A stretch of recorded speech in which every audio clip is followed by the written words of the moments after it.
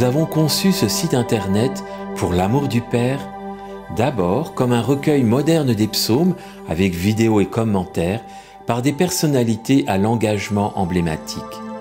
Ensuite, comme le psautier des moines et de tous les croyants qui prient tous les jours avec les psaumes la liturgie des heures.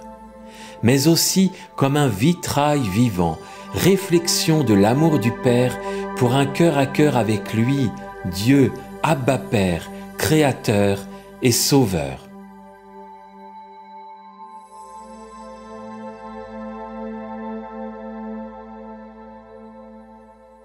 Pour l'amour du Père.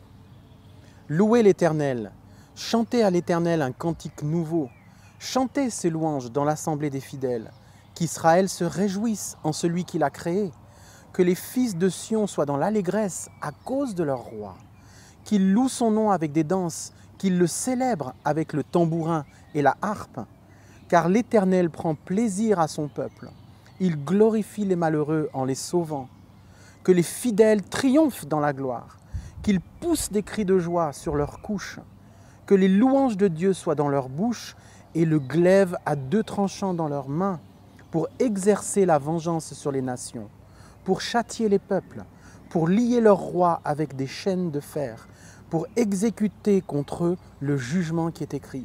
C'est une gloire pour tous ces fidèles. Louez l'Éternel. J'aime ce psaume parce qu'il parle de louer, de chanter, de glorifier, de célébrer avec le tambourin, avec la harpe, la louange dans la bouche et l'épée à double tranchant dans la main.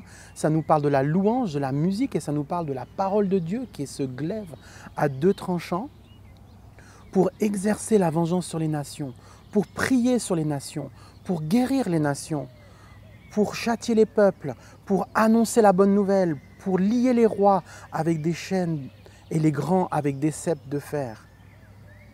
Pour parler, pour annoncer l'évangile, pour guérir les malades, pour sauver ceux qui sont loin de Dieu.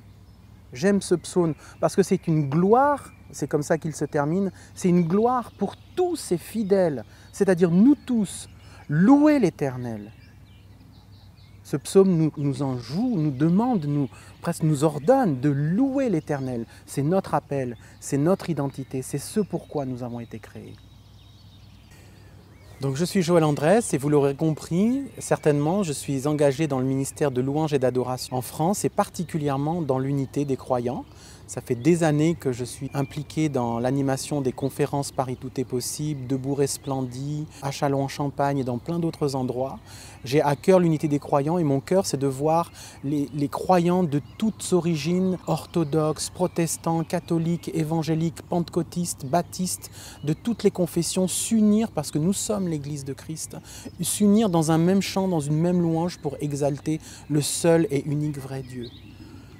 Au cours de toutes mes années de travail pour le Seigneur, j'ai eu l'occasion d'enregistrer pas mal de CD de louanges. Vous pourrez les retrouver sur mon site internet. Je suis aussi arrangeur vocal. J'ai travaillé aussi la technique vocale. Je suis engagé aussi dans le gospel. Et j'aime aussi encourager les groupes de prière dans la louange, à la fois sur des plans techniques et aussi sur le plan spirituel. Je travaille beaucoup dans la louange prophétique aussi, à écouter le cœur de Dieu et savoir qu'est-ce que Dieu veut dire en ce moment, pendant les temps où on le recherche, où on cherche sa présence.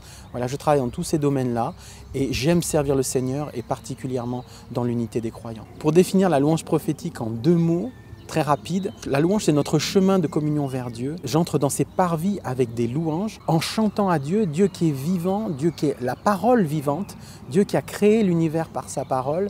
Dieu parle et quand nous lui parlons, eh bien, nous devons apprendre à écouter sa réponse.